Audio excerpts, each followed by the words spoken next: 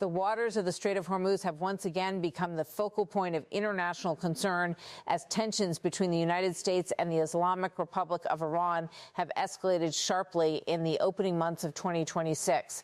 This narrow maritime corridor, a mere 21 miles wide at its narrowest point, is one of the most strategically vital sea lanes on the planet.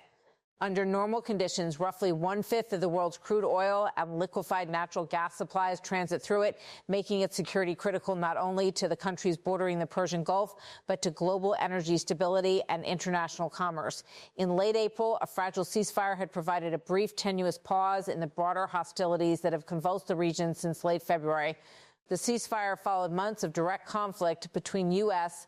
forces, their regional partners, and Iranian military elements, which have been strained further by a series of escalating military operations, diplomatic standoffs, and mutual strategic posturing. The brief lull had offered a glimmer of hope that open warfare might be contained, at least temporarily, and that the passage of oil tankers and commercial shipping through Hormuz could resume with some degree of predictability.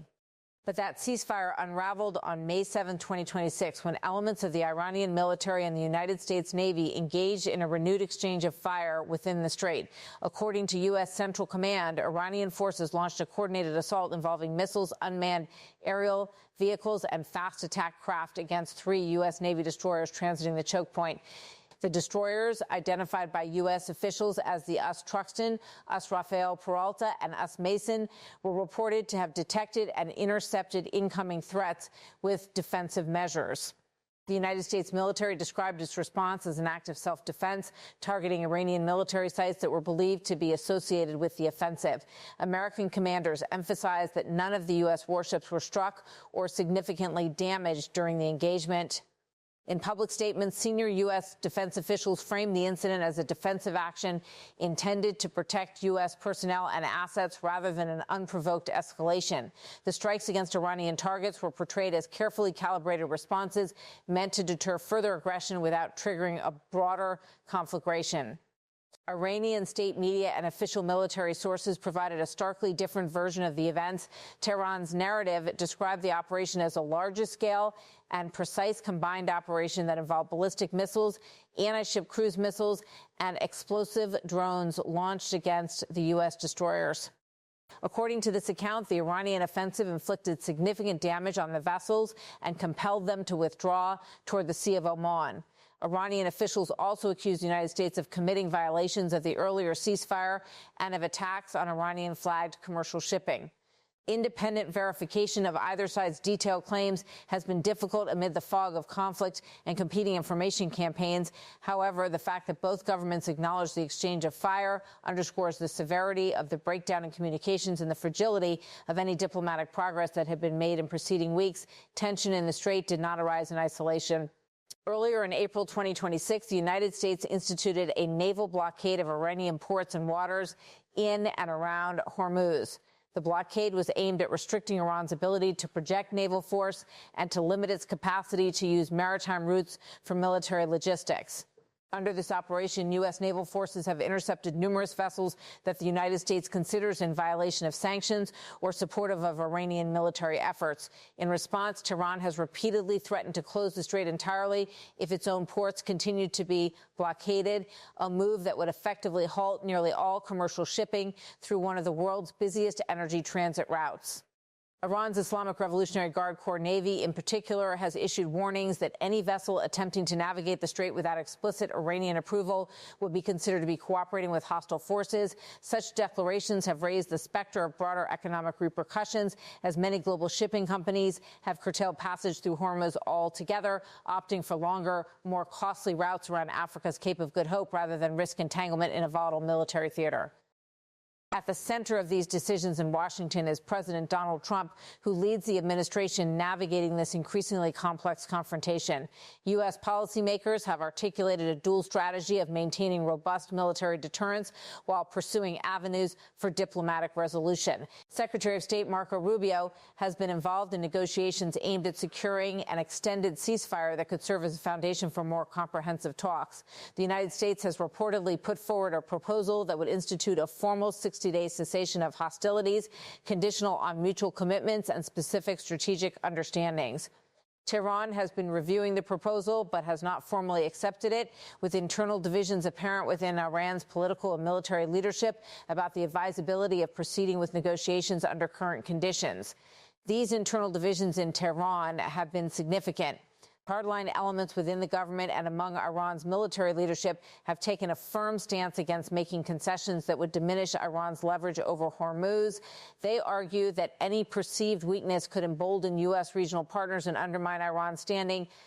Other voices within Iran's political establishment see diplomatic engagement as a necessary step to alleviate economic pressures that have only intensified under the weight of sanctions and the impact of the blockade. The strategic importance of the Strait of Hormuz extends well beyond the immediate players in this confrontation. Neighboring states, particularly members of the Gulf Cooperation Council, have been closely monitoring developments. In the United Arab Emirates, for example, Iranian missile and drone activity has prompted defensive alerts and interceptions, illustrating how readily the conflict can affect adjacent territories. The prospect of hostilities expanding, even unintentionally, has led to heightened readiness among regional militaries and increased dialogue with global powers about collective security measures. International energy markets have also responded sharply to the renewed hostilities.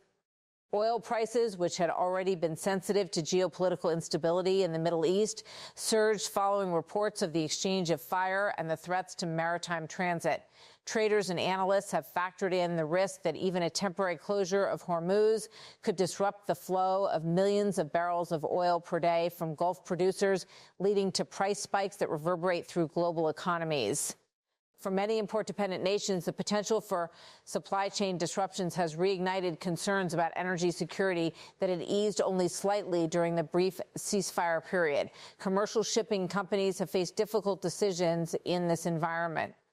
The risk of operating in and near Hormuz has prompted many carriers to avoid the strait entirely, diverting vessels on alternative routes that add significant time and cost to voyages. Insurance premiums for maritime transit in high-risk zones have also climbed, further increasing the expense of global trade. Those ships that do transit the strait increasingly do so under heightened security protocols, often accompanied by naval escorts or defensive measures to mitigate the threat of attack. There have also been troubling reports of civilian vessels becoming entangled in the conflict's dynamics, either through misidentification or as collateral damage in disputed waters.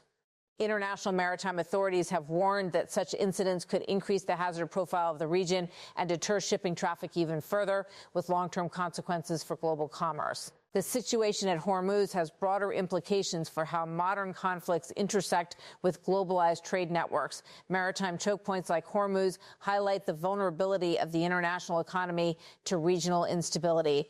The recent clashes underscore how rapidly a localized military engagement can have far-reaching effects on energy prices, shipping routes, insurance markets, and diplomatic relations far beyond the immediate combatants.